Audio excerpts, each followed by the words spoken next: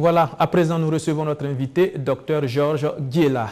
Dr Georges Guiela, bonsoir. Bonsoir. Je précise que vous êtes enseignant-chercheur et chef de l'unité de recherche population et santé à l'ISPP, l'Institut supérieur des sciences de la population de l'Université Ouaga, un professeur Joseph Guizerbo. Alors, vous êtes venu nous parler d'une plateforme de recherche sur la planification familiale au Burkina Faso, appelée le PMA 2020. Dr Georges, le PMA 2020, c'est quoi? Merci de me donner la parole pour expliquer cette plateforme de recherche. Effectivement, PMA 2020, c'est l'acronyme anglophone de Performance Monitoring and Accountability 2020. C'est-à-dire que c'est une plateforme qui a été mise en place pour suivre les indicateurs de planification familiale à l'horizon 2020, d'où le 2020.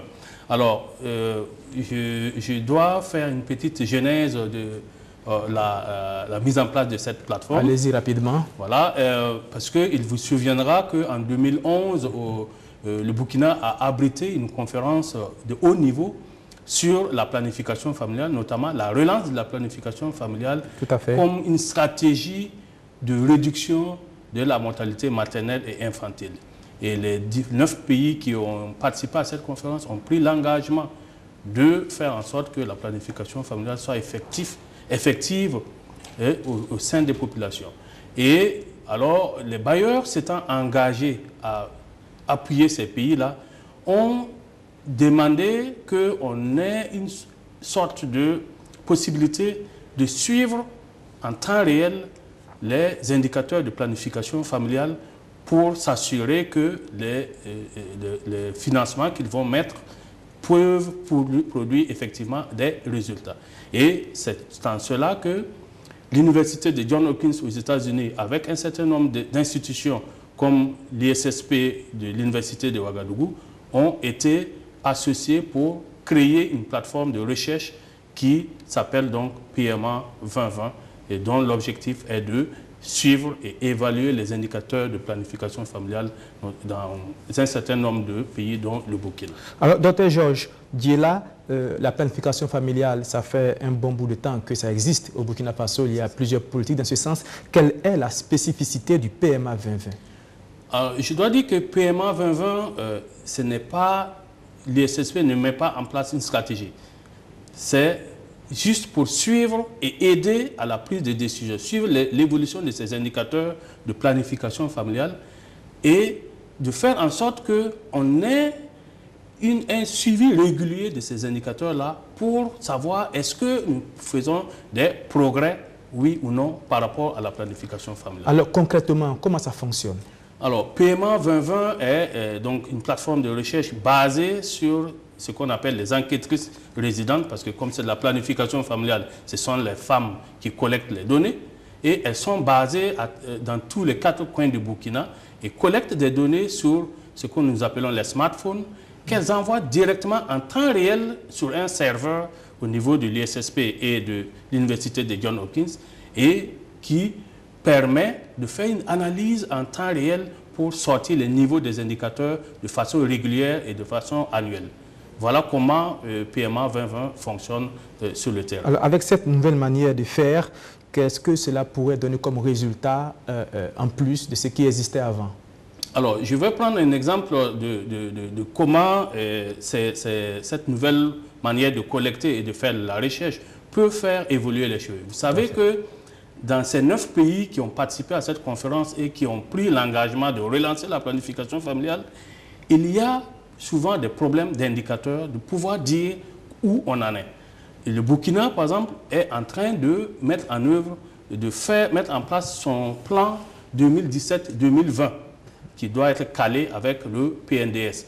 Voilà une occasion pour une plateforme de ce genre-là d'aider, par exemple, le ministère de la Santé et d'autres partenaires qui travaillent dans le domaine pour qu'ils puissent suivre les indicateurs en temps réel et non pas, par exemple, attendre 2020 pour constater qu'il y a ceci ou cela qui n'a pas marché. Voilà un exemple d'application de cette plateforme de recherche PMA 2020. Alors, le Burkina Faso a été choisi comme localité pour faire ce projet en tant que pays pilote? Est-ce qu'il y a une suite qui sera donnée à ce projet ici? Oui, non seulement le Burkina a été le premier pays francophone parmi les 12 pays qui ont bénéficié de cette plateforme, mais en plus, je pense qu'on peut être fier des résultats auxquels on a abouti depuis 2014, que la plateforme existe.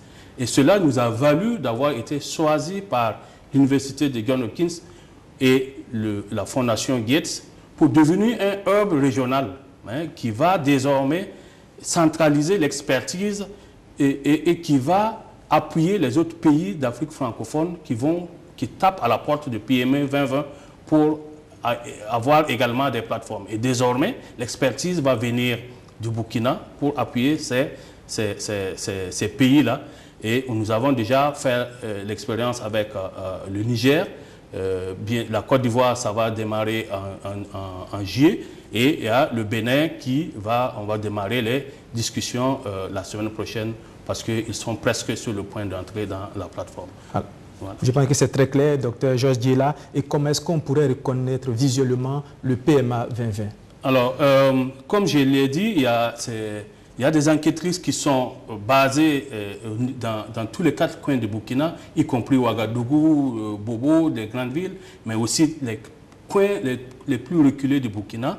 Et ces enquêtrices-là portent des t-shirts et des badges avec ces logos-là. Et ça permet de les reconnaître et de savoir que c'est ce travail-là qu'ils font. Et je dois préciser que c'est une plateforme qui a été autorisée donc, par le ministère de la Santé, validée par le comité d'éthique en santé. Donc, ces enquêtrices-là sont formées selon des standards internationaux. Je voudrais donc profiter ici, demander vraiment la collaboration de la population, parce que c'est des indicateurs dont on a besoin pour améliorer les indicateurs de santé, pas seulement la planification familiale, mais la santé en général. Donc, c'est l'occasion pour moi de lancer cet appel-là en direction de la population pour demander vraiment sa collaboration avec les enquêtrices qui se présenteront dans les ménages. Alors, je crois que cet appel sera entendu. Merci bien, Dr Georges Diela. C'est moi qui vous Notre remercie. entretien s'arrête là.